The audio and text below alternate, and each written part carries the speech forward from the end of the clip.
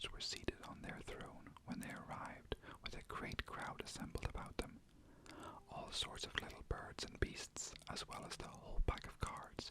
The knave was standing before them in chains, with a soldier on each side to guard him, and near the king was the white rabbit, with a trumpet in one hand and a scroll of parchment in the other. In the very middle of the court was a table, with a large dish of tarts upon it. They looked so good that it made Alice quite hungry to look at them. I wish they'd get the trial done, she thought, and hand round the refreshments. But there seemed to be no chance of this, so she began looking at everything about her to pass away the time. Alice had never been in a court of justice before, but she had read about them in books, and she was quite pleased to find that she knew the name of nearly everything there.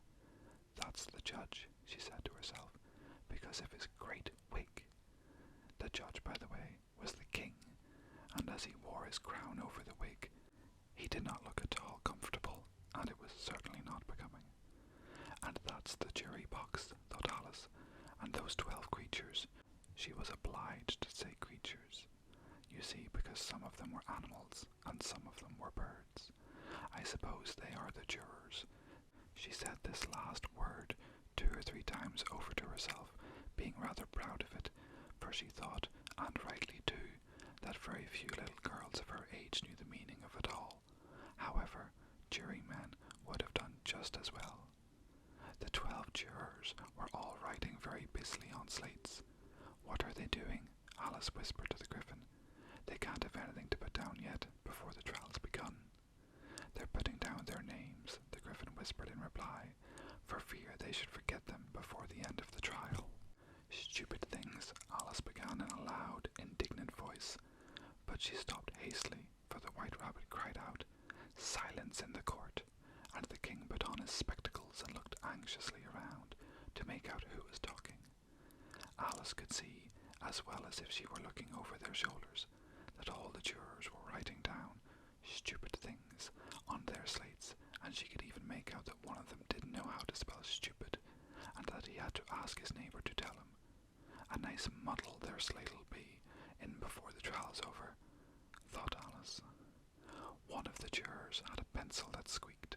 This, of course, Alice could not stand, and she went round the court and got behind him, and very soon found an opportunity of taking it away. She did it so quickly that the poor little juror, it was Bill the lizard, could not make out at all what had become of it. So, after hunting all about for it, he was obliged to write with one finger for the rest of the day, and this was of very little use, as it left no mark on the slate. "Herald, read the accusation," said the king. On this, the white rabbit blew 3 blasts on the trumpet, and then unrolled the parchment scroll and read as follows. "The Queen of Hearts, she made some tarts, all on a summer day. The Knave of Hearts, he stole those tarts, and took them quite away." "Consider your verdict," the king said to the jury. "Not yet, not yet," the rabbit hastily interrupted. "There's a great deal to come before that." "Call the first witness," said the king, and the white rabbit blew 3 blasts on the trumpet and called out, "First witness."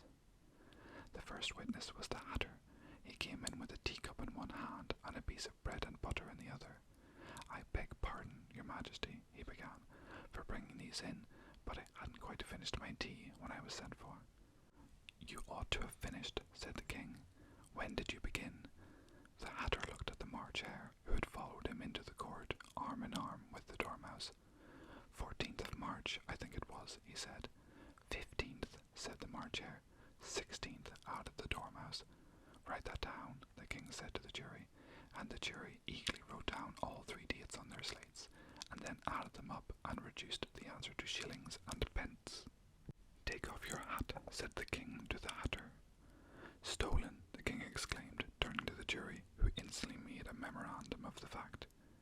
"I keep them to sell," the Hatter added as an explanation. "I've none of my own. I'm a Hatter." Here the queen put on her spectacles and began staring at the Hatter, who turned pale and fidgeted. "Give your evidence," said the king, "and don't be nervous, or I'll have you executed on the spot." This did not seem to encourage the witness at all. He kept shifting from one foot to the other, looking uneasily at the queen, and in his confusion he bit a large piece out of his teacup instead of the bread and butter. Just at this moment Alice felt a very curious sensation, which puzzled her a good deal until she made out what it was. She was beginning to grow larger again, and she thought at first she would get up and leave the court, but on second thoughts she decided to remain where she was as long as there was room for her.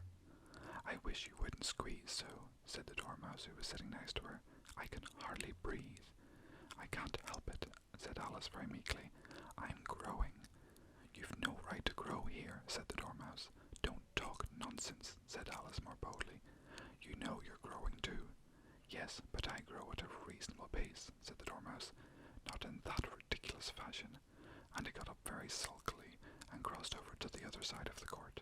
All this time the Queen had never left off staring at the Hatter, and just as the Dormouse crossed the court, she said to one of the officers of the court, "Bring me the list of the singers in the last concert," on which the wretched Hatter trembled so that he shook both his shoes off. "Give your evidence," the King repeated angrily, "or I'll have you executed, whether you're nervous or not."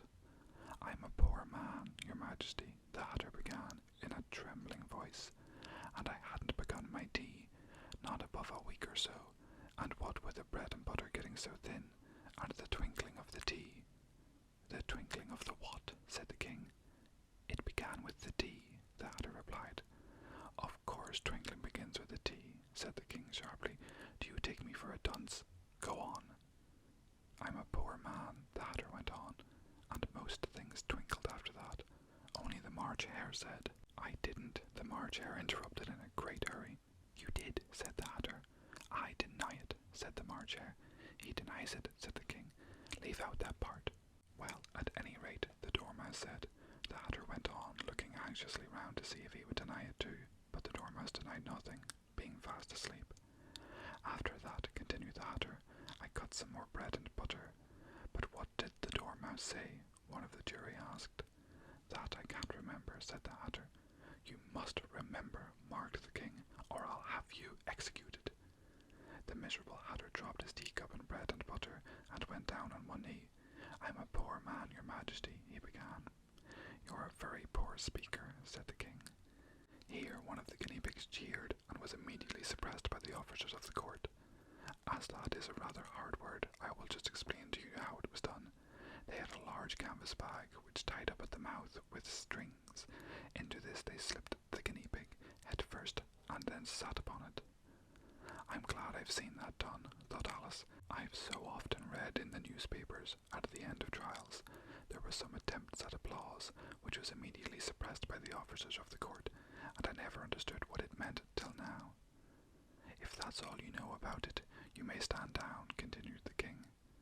"I can't go no lower," said the Hatter. "I'm on the floor as it is." "Then you may sit down," the King replied. Here the other guinea pig cheered and was suppressed. "Come, that finished the guinea pigs," thought Alice. "Now we shall get on better." "I'd rather finish my tea," said the Hatter, with an anxious look at the Queen, who was reading the list of singers.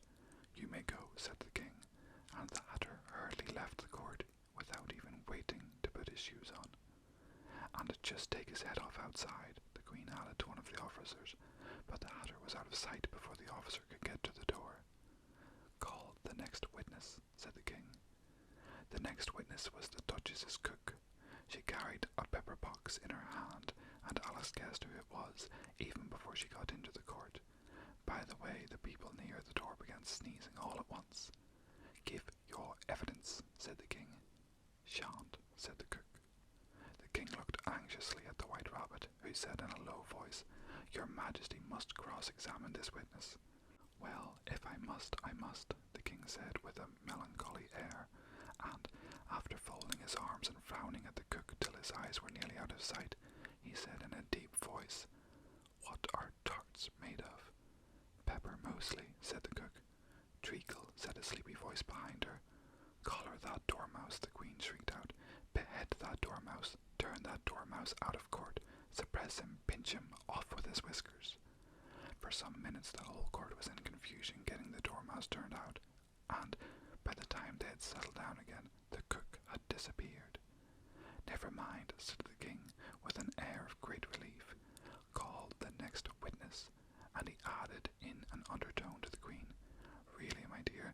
must cross-examine the next witness. It quite makes my forehead ache. Alice watched the White Rabbit as he fumbled over the list, feeling very curious to see what the next witness would be like. For they haven't got much evidence yet, she said to herself. Imagine her surprise when the White Rabbit read